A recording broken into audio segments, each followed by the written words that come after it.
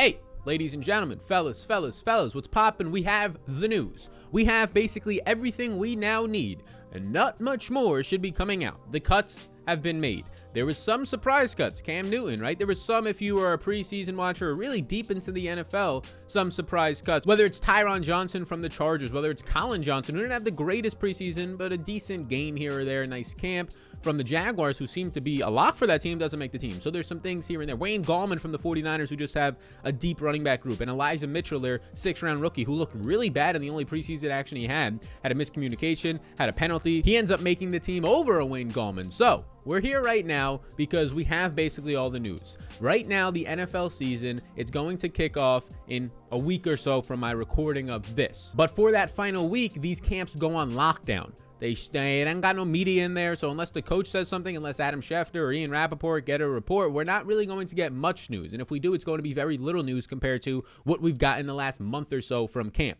So right now, I'm giving you my final rankings, my final tiers for the running back position. We're going to start in my tier 7, running backs 45 through 50, all the way up to number 1. If you were drafting tonight, if you were drafting the day that you watch this, or maybe in a day or two, this is likely going to be fully updated. Now, there is a chance that it changes, and I'll be updating all that stuff down below in the draft guide, but this is what you are going to want to draft off of. You want to draft off of tiers, not just straight rankings. I have a top 200, and that is also decent, but tiers so you know exactly where every position lies. So let's start off with running backs 45 through 50, and hey, all you people, all you beautiful people watching this, best of luck in your drafts. If you got a second of your time, hit the like button. So we start in tier 7, and I have actually 9 tiers. They go down to my running back 91 rankings. If you want to see all that, it's as in-depth as you need it to be, and it's going to start with running backs 45 through 50. I do want to point out that the Ravens backup running backs are not in this tier. They both come in for me around running back 59, Justice Hill, and running back 60, Taishan Williams. So both of those guys, they're not going to be in this video outside of me mentioning them here, and a lot of other backup running backs who are solid are not in this tier. They kind of all fall into my tier 8, like your Rashad Pennies, your Jerick McKinnons, Boston Scott, Chuba Hubbard, Devontae Booker, right? All those backups in a spot where if the RB1 goes down, they might actually be a 3-down back. So number 45 here is Michael Carter. Michael Carter has dropped a lot for me. At one point this year, he was running back 28. And then what happens in the preseason? Well, he's not getting any run at all, really, with the starters, right? He ends up playing the second half of a game with no starters in the preseason, which is normally an indication that you're like the running back 3 on the team. Tevin Coleman, who missed the first preseason game due to a personal matter, he comes back the second game. He's seeing the first team usage. Ty Johnson seeing the first team usage. And then it's LaMichael Pirine and Michael Carter splitting the usage at RB3. And Michael Carter was not even in on passing downs. Like, he literally had a negative 1-yard reception in the 4th quarter of their week 2 game against the Packers. That's how late he was in the game, and that's the extent to his passing game use. So it seems pretty clear and obvious that, if anything, he's just the RB3 on this team. You can say that it's a 3-headed backfield, but again, he's the RB3 in that, and not being put on the field in passing down situations. As a rookie, this can continue to change, but I have not yet drafted him since we saw the preseason action that he has gotten, because I dropped him all the way down to running back 45. You can see some other names in here like J.D. McKissick. The name I want to point out is James White, who for me, if anything, is just going to move up. Like, there's a really strong chance he moves up within my top 40 or right around like 42, 43 running backs because of the news that we got yesterday of Cam Newton being cut. Now, I did move up all other skill position players. I'm still trying to work out projections for James White, but just know that that running back 47 rank on James White likely moves up to like 44, maybe even 42, because Mac Jones being in there leads to more passes. And we saw that in the preseason. J.J. Taylor was fantastic in the preseason, even Ramondre Stevenson to an extent on his limited routes run, because Mac Jones wasn't afraid to take the check down pass, the smart check down pass, where Cam Newton normally is either going to run a little bit there. He was inaccurate. He didn't take the check down pass all that much. A 17% target share for James White last year. Now with no Rex Burkhead there, can look very good. I still don't expect anything on the ground. Like, you're looking at 2 to 3 carries a game with Damian Harris and Ramondre Stevenson ahead of you. But now if you start actually getting a 17% target share, but it's on more inaccurate volume, that looks good for James White, my running back 47. We can close out this tier with some strong backups. Ramondre Stevenson had a fantastic preseason,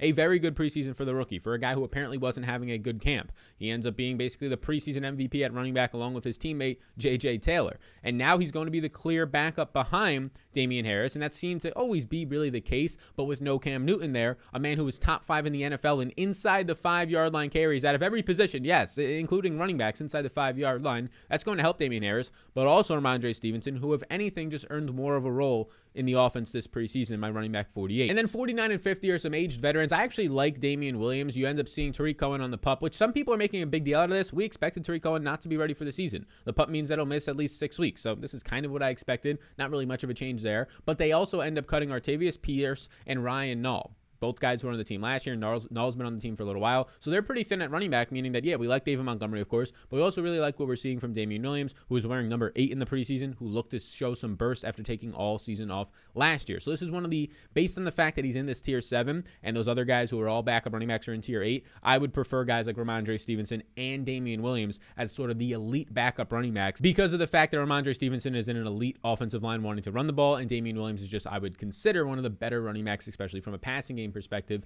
out of the backfield, and a proven one as a backup running back. So that is tier 7. And now we get into my largest tier, I believe, which is tier 6. And this goes, and you can see it on the screen right now, running back 32 to running back 44. This is my largest tier. It's got like 12 or 13 players in it, and we can start from the top. Darrell Henderson is here at running back 32.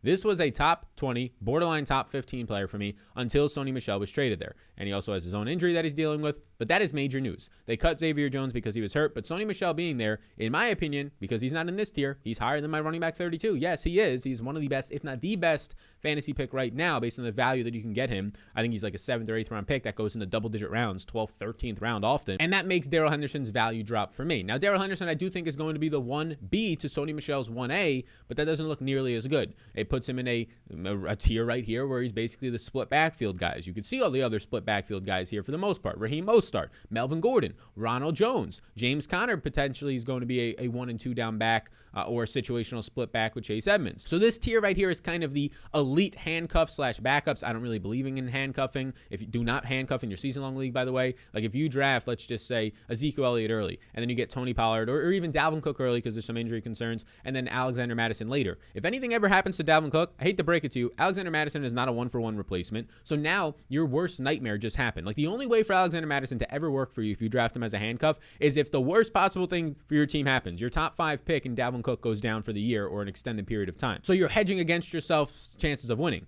And now you spent an 8th or a 9th round or a 10th round pick on Alexander Mattison when you could have had actually somebody who was going to produce to your team. And now you're probably never going to drop Alexander Mattison during the season because you think he's this almighty handcuff. So now you're missing out on great waiver ads. It's not worth it. It's not worth it by any means. Handcuffing is massively overrated unless you're going into the playoffs and you can just pick up a guy off waivers. That's really the only way I see it, or a really deep bench spot, but I'm not wasting a draft pick on it. It makes no sense. But those elite type of handcuffs or just the backups who have massive upside if anything was to go down. Like I have no problem drafting Madison, but I'm not drafting him with Dalvin Cook. I'm drafting him because I'm hoping that something happens to Dalvin Cook. Knock on wood, we don't want injuries, but you have it just in case. So that's why Tony Pollard's here. Some standalone value at running back 33. Then there's all these split backfields with Raheem Mostert. And you can see Raheem Mostert, Melvin Gordon. Their split backfield, their rookie mates in Trey Sermon and Giovanni Williams are not here because they are ranked higher for me. I want the rookies. I want the more exciting players, especially both of those guys, Giovanni and Trey Sermon, who were traded up for in this past draft. James Conner comes in at running back. And now these guys are really similar here, right? Running back 37, running back 38, and even 39. These are all veteran running backs in Kenny Drake, Jamal Williams, and James Conner on brand new teams who I all expect to have similar to, if not larger roles than they had on previous teams. Kenny Drake apparently is going to have a featured role here in the passing game on third downs. How does that not hurt Josh Jacobs? You'll see where he ranks for me. So I'm fine with really any of these running backs being like my running back 3. Ideally, I want to get a running back.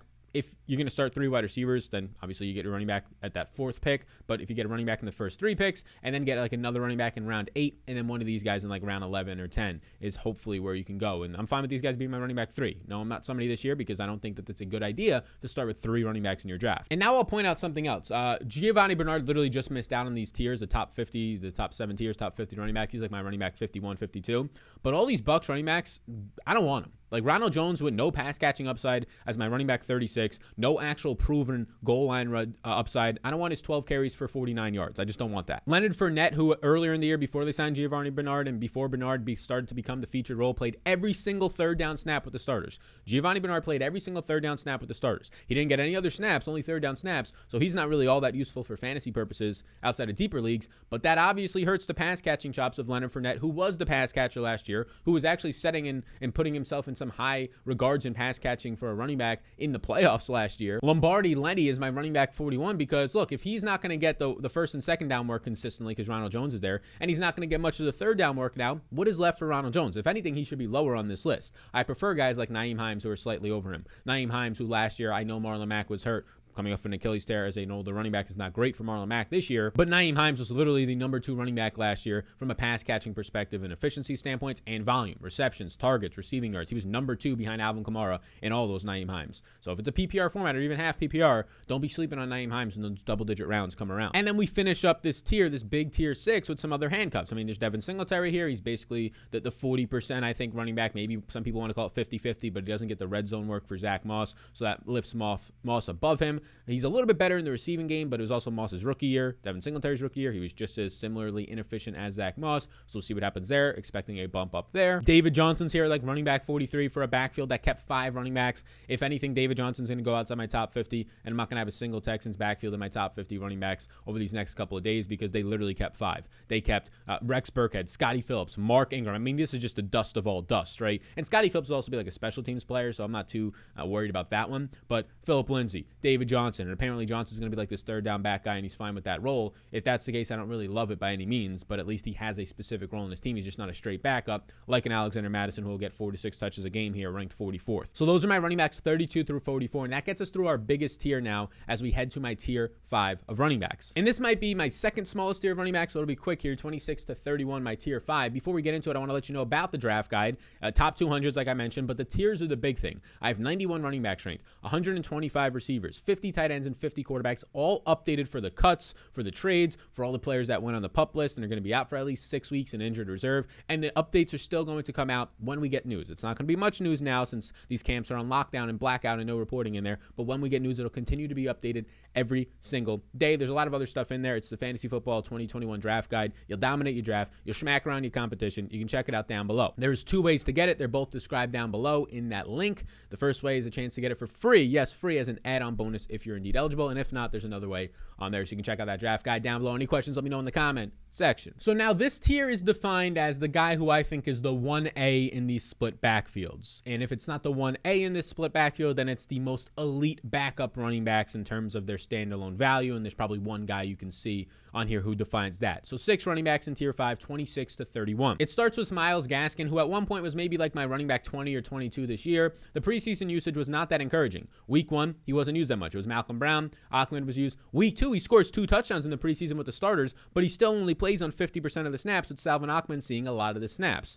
So the problem here is people got excited because he scored 2 touchdowns and was productive. He's not going to be that productive on 50% of the snaps every single week. He was in a split backfield this preseason. It went from really bad in the first week of the preseason where he was getting only like a third of the usage, like 8 of 24 snaps, 7 of 24 snaps, to then being just bad, right? Just 50% of the usage. And when I say bad, I mean based on our expectations. Our expectations were that this was going to be the number 1 running back by far, a 65-75% snap share in Myles Gaskin. And he is a fantastic pass-catching running back, underratedly one of the better ones in the league and the best one on this roster. But Malcolm Brown is a better pass protector. Myles Gaskin is not a good pure runner, when Salvon Ahmed probably showed last year alone in a limited sample that he was a better pure runner coming out of Washington than Myles Gaskin. And the big thing was we never got buy-in all offseason that Myles Gaskin was going to be this guy. I kept waiting for it every single time that they talked about it in camp before the preseason games. Every single time that Flores was interviewed, it's like nothing was mentioned on Myles Gaskin being the guy. Nothing was mentioned on how they loved him. They were just talking about all the backs that they liked. And then after the first preseason game, he comes out and he says he wants to use all 3 backs. That's an absolute crater for Myles Gaskin. It dropped him at one point to like my running back 28, 29. Seeing that he got at least 50% usage, put him in this tier here where you get a lot of guys going to be in split backfields. He's the upside one because of his pass catching work, and just in general what he did last year was encouraging. And then there's the rookies in this tier. I mean, there's Trey Sermon you can see, and Giovanni Williams. These are the guys who were traded up for this year.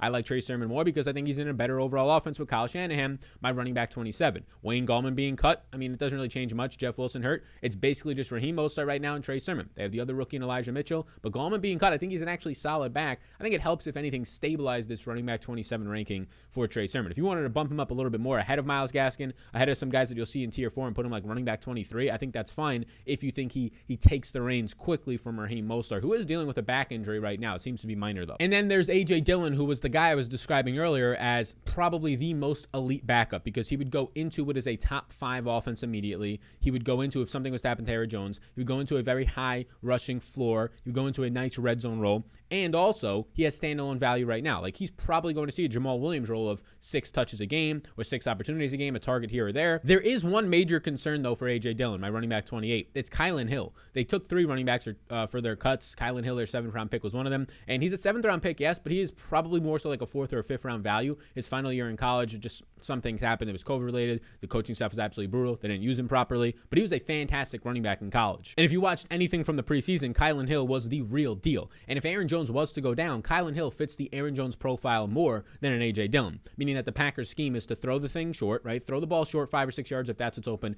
take the easy yardage, and then when it comes, when you lullaby them to sleep, then you hit them over the top for the 50-yard bomb to Adams, or the 50-yard bomb to MVS, or Lazard. And that's why they made it a priority to draft Amari Rodgers. That's why they wanted a priority, at least Rodgers, to go get Randall Cobb, because those 4 to 5 to 6 yard plays were not there as much when a non-traditional slot receiver in Allen Lazard was on the field, or when he was injured and it was Malik Taylor in the slot, or Darius Shepard, who was awful for them. And that's why Aaron Jones was a massive part of that offense in the receiving game. A.J. Dillon doesn't really give you that. Kylan Hill would give you that. So that's the one pause I would have with A.J. Dillon, was if something does happen to Aaron Jones, and knock on wood that it doesn't, but if you're an A.J. Dillon owner, you think that that is great for you, there's a really good chance that he stays in a very similar role, gets a couple more carries a game, but it's Kylan Hill who comes into this pass-catching role. So that's where Dillon is. Zack Moss is in here because, honestly, Zack Moss, for me, running back 29, preseason wasn't that encouraging, but he still gets the red zone usage. So the difference between him at 29 and a Devin Singletary at 43, that is a pretty wide gap, I do admit that. But Singletary, if he's only going to get the rock in between the 20s as not the most efficient running back and gets a couple of receptions, I mean, maybe if you want to put him like running back 36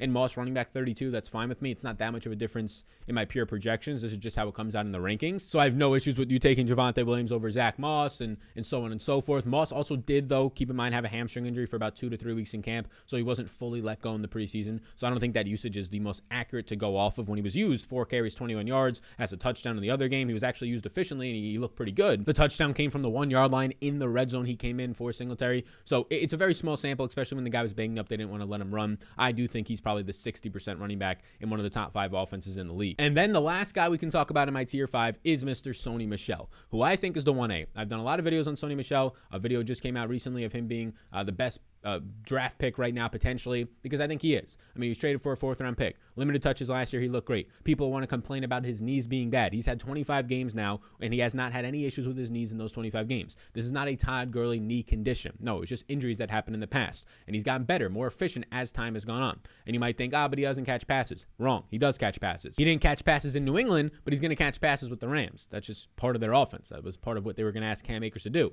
Same thing that they asked Todd Gurley to do when he was healthy.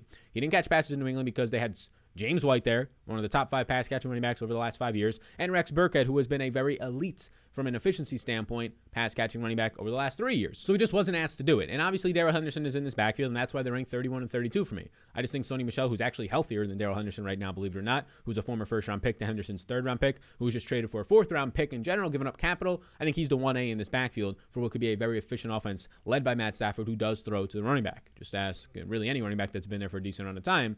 But Theo Riddick, one of them. And now we're inside the top 4 tiers. We're getting into these elite players, and this is my smallest tier. It's 3 players right now. And I would describe these players as the best players that are in split backfields. My tier 4 are these 3 players: Chase Edmonds, Kareem Hunt, and Josh Jacobs. Now, Chase Edmonds at 23 right now. I do think he's the running back 1 for this team, but I do think James Conner probably gets the goal line role, as Edmonds is not that proven. Now, he's had like 1 week where he was the running back 1 overall, but last year did not look that great when he had opportunities. He's going to be definitely involved in the pass catching game, but it's the concerns on the red zone role. That's why he's not higher for me. Kareem Hunt at running back 24. I honestly don't really draft Kareem Hunt because in this range in general, I'm drafting wide receivers. Like these guys going like, I don't know, 4th, 5th round. I'm always drafting wide receivers in that range instead because the upside on the Chase Claypools, the Brandon Ayuk's, the Julio Jones, and yes, I don't really love Julio, but in the 4th round, if he falls there late round, I like that. Those guys' upsides and even security on their floor is much better than a Kareem Hunt, who's the clear running back 2 in this Nick Chubb offense, but it's an offense centered around the running game. It's one where he has been massively efficient. He's a former NFL rushing leader. He catches the motherfucking ball and he gets usage in the red zone.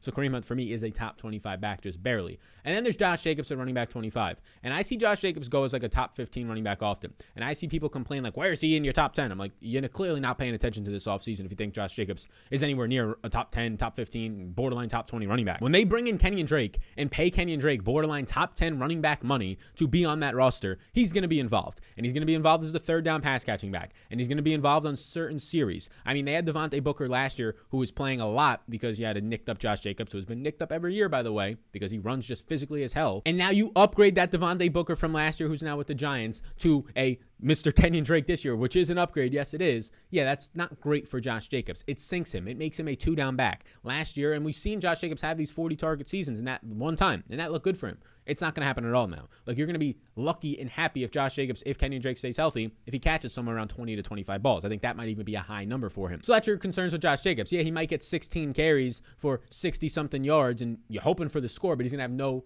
overall touchdowns there. So guys ahead of him that can catch passes like a Chase Edmonds, his 3 catches for 60 yards is a big upgrade. His 3 catches for 30 yards is a big upgrade. So this is my small tier 4. I don't really find myself drafting these guys because the guys in tier 5, I don't think they're that far off, right? And they have a little bit more upside, especially if you're talking about the rookies in Trey Sermon and Giovanni Williams and even Sony Michelle. You can get him a lot later. I don't really like drafting these guys based on where they go in ADP. And now we're getting into the real business, the top 22 running backs for me, and there's some major changes to this based on some recent news and injuries. So please do, if you're still watching, hit the like button and let me know right now, who is your favorite player? Who's your favorite player to get as like your running back 2 in drafts? Let me know that down below in the comment section. Tier 3 for me is running backs 14 through 22 here. And this is a pretty decent sized tier. It's like 9 guys right now. And let's talk through it. Running back 14, Clyde Edwards-Helaire seems to be fine. The ankle injury that he had in camp or in that last preseason game was not major. He's expected to play week 1, and he might have a 3-down role because he was not leaving the field in the limited preseason time that we got to see him with the starters. Unfortunately, we didn't get to see him when the starters played the whole first half in the second and third preseason game because he got hurt in that first preseason game, but he was getting some good usage in those limited snaps that we saw from Clyde Edwards-Helaire. But no, in all seriousness, attached to this offense, he was going as a top 5 pick overall in drafts last year. Now you can get him in the 3rd round, late 2nd. I think it's a fantastic value.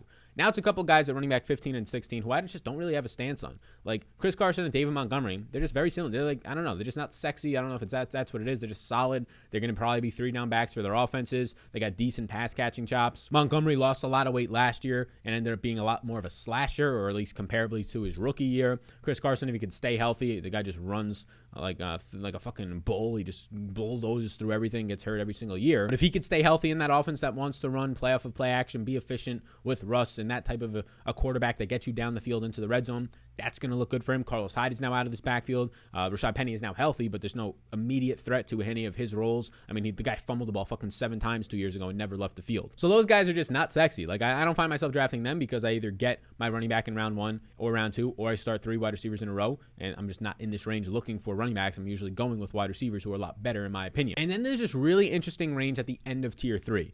James Robinson, Mike Davis, Miles Sanders, my running back 17 through 19. And then running back 20 to 22 is DeAndre Swift, Damian Harris, and Gus Edwards. So Robinson I love now. I think he's the 3-down back. He is fantastic in blitz pickups. We saw that in the preseason. I know Carlos Hyde is there. I know he has a connection with Urban Meyer from Ohio State, but so did Tim Tebow. He had a connection. I know it's a little bit different, right? Carlos Hyde, a proven veteran in the NFL. Tim Tebow just coming off the streets trying to play tight end, but he was cut. Like, I think they're going to let the better players play here. And James Robinson is by far the better player. I think he sees 75% of the work, not the 50% snaps you saw in the final preseason game. I think they were just trying to work some things in, but he was on the field in important situations, 3rd downs where he picked up the massive blitz pickup on the Laviska Shenault touchdown. You love to see that. Mike Davis at 18 because there's just nobody left. I mean, this preseason they've cut everybody. Ito Smith, Javion Hawkins, the undersized undrafted free agent out of Louisville, Tony Brooks James. They cut everybody this preseason, even more, like Caleb Huntley, Deontay Foreman, guys that they brought into camp. And all that they have on this roster right now is Cordell Patterson, not a threat, has been one of the worst running backs, converted receiver to running back, that you might ever see over the last 3 years on his touches, just absolutely brutal and inefficient. And then they have Quadre Olson, who's basically a fullback out of Pittsburgh. He's like 234 pounds. The guy averages like 2.5 yards per carry. It's Mike Davis's backfield, and their offensive line is not great, but they're going to pass the ball a lot. He's going to have receptions. And as of right now, there's really no threat to his workload as long as he can stay healthy. I don't want to draft a 28.5-year-old running back, journeyman running back, who's never been the guy for a team. Yeah, last year he filled in for the guy for about a dozen games when McCaffrey was out, but has never been the guy from the start. It is worrisome. But when he falls to the 5th or 6th round, it's hard not to like him with the opportunity he's going to get. Miles Sanders is here. All the smoke over the offseason of people just getting all hell-bent on, oh, but they have Jordan Howard. Oh, they brought in Kerryon Johnson. Oh, they're bringing in all these guys to challenge Miles Sanders. They drafted Kenny Gainwell in the 5th round. Kenny Gainwell didn't look that great in the preseason. I'm going to be honest with you. He didn't look that great. In camp, he was only seeing passing down usage. So there's that. They ended up cutting Jordan Howard. They ended up cutting Kerryon Johnson. The only thing that they have in this backfield now behind him is Boston Scott, who's been in this backfield for 2 years and has not threatened the usage of Miles Sanders, who saw a top 5 opportunity share last year and a top 3 snap percentage when healthy. So yes, Miles Sanders is still the running back 1. I know Jalen Hurts is there. People see that as a downside. I see it as an upside because it keeps the defense honest. It allows more deception in the option game. So I do like Miles Sanders. Now, DeAndre Swift for me was like my running back 16, and he dropped because I just like Robinson more, the Mike Davis cut news on some other guys being there and nobody being brought in and really nobody being cut from other teams like a Jordan Wilkins or a Royce Freeman or in Sony Michelle being traded to the Rams. So nobody really coming to Atlanta that would threaten me at this point. But DeAndre Swift moved down because of that, and also he's dealing with an injury. Like, I like drafting DeAndre Swift. He has that cheat code of potentially can catch 60 to 70 balls this year in this offense, and if he does that, he's definitely finishing top 20 where I have him right now, but even top 15, top 12. He has a fantastic offensive line. That's the best piece of the entire Lions offense, and even their entire team is their offensive line.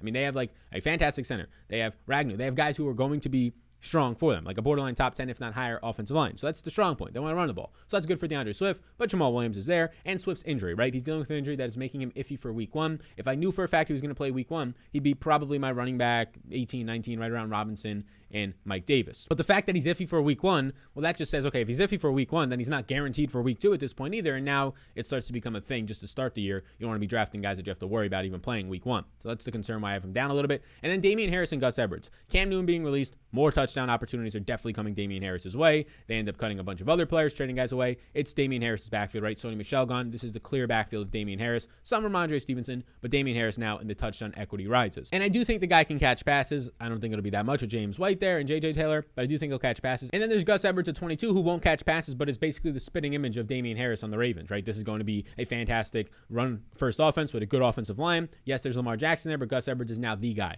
I mean, there's no J.K. Dobbins. Justice Hill's banged up. Taishan Williams is a guy now who is an undrafted free agent who they like, but no real proving player in any of the actual NFL games, not preseason events against second and third stringers in the second half when he had some nice runs. So Gus Edwards, a firm top 24 RB2 for me. So that's tier 3. Now we have 13 players left, and my 13th player is going to ruffle some feathers. Hit the like button if you're still here. And if you made it all the way this far, you might as well consider subscribing to the YouTube channel. Tier 2 is 6 through 13 for me. And you can see number 13 is Nick Chubb. And this is for PPR formats. If it's half-point PPR, he's like my running back 9. If it's non-PPR, he's like my running back 6. So don't get your panties in a bundle. Don't freak out. But in PPR formats, yeah, the 2-down back, who is Nick Chubb, who will not catch passes because Kareem Hunt is there, is not a strong PPR option at running back. He's just not. You shouldn't be drafting him in the top 10, in my opinion. If it's half-point, if it's non-PPR, it's a totally different story. But you're going to be lucky if Chubb catches 25 balls this year. Now, he's behind a great offensive line. People are going to tell me, but last year he was averaging a touchdown per game and all this. He was averaging historic numbers last year, and he ended up getting hurt. If you think that his historic season last year is going to yet again happen this year, then you might as well take Travis Kelsey first overall. We can't bank on outlier seasons on a per-touch basis, how efficient he was last year. I know the offensive scheme for this. I know their offensive line was the #1 offensive line last year,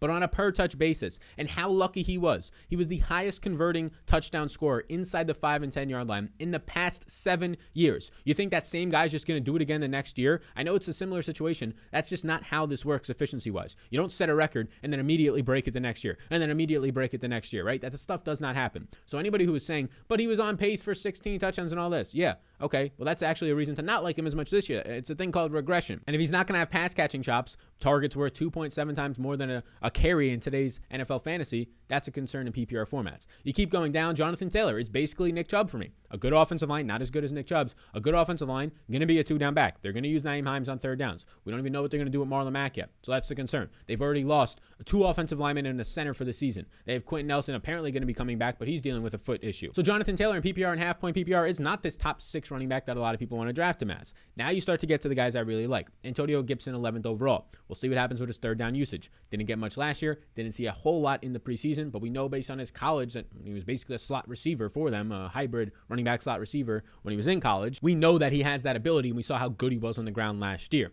And now my top 10. So we're here at the top 10 running backs, fellas, ladies, gentlemen. Hey, we made it. Najee Harris, who you can honestly argue with me that Najee Harris should be the running back 6 this year. He's just going to see 307 opportunities, if not more, 370. The guy's going to catch probably, I mean, in the preseason, he was averaging in a small sample, which looked great, like 4.5 receptions a game. If he does that, he's going to catch over 70 balls this year. He's probably going to catch around 70 balls. His offensive line, although on paper looks bad, was very good in the preseason. The rookies look good. You can't take too much away from that, but it's still a positive that the rookies look good in the preseason. Some of the highest graded linemen in the entire preseason. preseason. And if you want to say, that doesn't mean anything, Mac Jones was the second highest graded quarterback in the preseason. That meant something for the Patriots, didn't it? So I expect Najee Harris to be a 3-down back, heavily involved with no competition. And now it's just the obvious guys like Joe Mixon. Somebody asked me recently, why Joe Mixon over, let's just say, Nick Chubb or something like that? Or why Joe Mixon over Jonathan Taylor was a big question I usually get. Joe Mixon's a 3-down back. Joe Mixon averages an extra 7 fantasy points per game when Giovanni Bernard is not on this team over the last 3 years. And now Giovanni Bernard is not on this team. His backup is Samaje Perine, who's not a pass-catching running back. Joe Mixon, if he stays healthy, is going to be a 3-down back to threaten for 60 to 80-plus catches. Joe Mixon is arguably right there with Nick Chubb and Saquon Barkley as the most talented running backs in the NFL. And some people think, like, I'm always burnt by Joe Mixon. I mean, last year, of course, because he kept sitting out because they had nothing to play for once Joe Burrow went down, he just said, I'm not going to risk re-injuring this minor injury that I have. And then if you look at previous seasons, he's been the number 11 running back, the number 13 running back. He's been right around this number. So ranking him number 9 overall for a guy who's finished right around this range 2 out of the last 3 years and now is actually going to have the full 3-down responsibilities. Yeah, I like that. Inside my 6 through 8 here, you can flip Austin Eckler and Saquon if you want to. They're so close in my projections. I like both guys, right? Saquon, we'll see if he's going to be healthy for week 1. It seems like he will be. All full offensive line, not going to have the pass catching chops that he ended up getting with Eli Manning a few years back with Daniel Jones. That's how this goes wrong. Like, the best talent in this backfield relied on a lot of home run hitting 2 years ago, and now I just don't see where the upside comes from in the receiving game with Daniel Jones there. But still a strong running back, of course. Austin Eckler, better offensive line, better overall offense, going to be a PPR monster. If this is half-point PPR, yeah, drop him. Non-PPR, yeah, drop him a lot. But PPR, going to be a PPR monster in this backfield where he finally has no competition. Like, he might actually see red zone usage this year because Justin Jackson, Joshua Kelly, Larry Roundtree, I mean, this is maybe right up there with the Steelers as the least athletic, not threatening backfield to an RB1 in the NFL. And then my running back 6 does not make my top 5 in PPR and even half-point PPR. If it's non-PPR, he is like my running back 3, running back 2, but it's Derrick Henry. Derrick Henry, and you probably heard the narrative, like 2,000 yards, 17 touchdowns last year, didn't even finish inside the top 2 running backs. Like, he has to do everything on earth to be able to do that. He has a bad defense. He has an offensive line that, if anything, is looking to be a little bit different this year. And that's my concerns with Derrick Henry. I mean, obviously, he's a top 6 running back. He's still fine for me. But the pass catching chops. I mean, he's just like the supreme version of Nick Chubb from a fantasy perspective because of how much he does on the ground and how this team runs through him. And Jonathan Taylor, like, he's a 2-down back. He's not going to have the pass catching chops. Darrington Evans should be healthy and be on the field in 3rd-down situations. Nicked up in the preseason, but looks to be good to go for the regular season. So Henry, for me, still a solid pick, but I usually just end up going there with one of my top 5 guys. Or if those guys go, then in drafts, I'm going like Devontae Adams, Tyreek Hill over Derrick Henry personally. So my top 5 running backs, tier 1. You could probably name the rest of these guys. Here it is. Christian McCaffrey, Zeke, Dalvin Cook, Aaron Jones, and Alvin Kamara. So it's pretty standard. If you want to flip-flop a couple of guys, you want to flip-flop Zeke and Dalvin Cook at 2 and 3, that's fine. I like Zeke's offensive line more. I like his pass-catching chops in this offense, meaning they run more plays. I like that a little bit more. I like his overall offense in general more. So I'll take Ezekiel Elliott over Dalvin Cook. But it's a coin flip for those guys depending on what you want. And then I'll take Aaron Jones over Alvin Kamara at 4 over 5. Aaron Jones over Alvin Kamara, who now has an opportunity to catch 70 or 80 balls with no Jamal Williams there, who's in a top 5 offense, who had 11 touchdowns last year in what people considered a down year because of how often they were in the red zone and threw the ball in the red zone. So I'll take that, but it's really a close coin flip because Jameis Winston does prop up Alvin Kamara's overall floor at this point. But those are my top 5 running backs: CMC, Zeke, Dalvin Cook, Aaron Jones, and Mr. AK Alvin Kamara. So my top 7 tiers updated as of right now, a week into the season. My top 50 running backs. If you want more of them, my top 91, my wide receivers, all that stuff, check it out down below in the Supreme Draft Guide. We'll be doing a wide receiver tiers video next. So be sure to stay tuned for that one. That'll be on tomorrow's video. I appreciate you all tuning in. If you have not yet already, please do hit the like and subscribe button. It really does help this channel grow as we are in the heart right now of the fantasy football season, with the season right around the corner. And let me know in the comment section down below who is your second running back that you want on your team. Who's your most ideal running back? I'm very interested to see where you take that guy, what round, who it is, and why. Let me know in the comment section down below. Get your Supreme Draft Guide down below, and I'll see you all in the next one.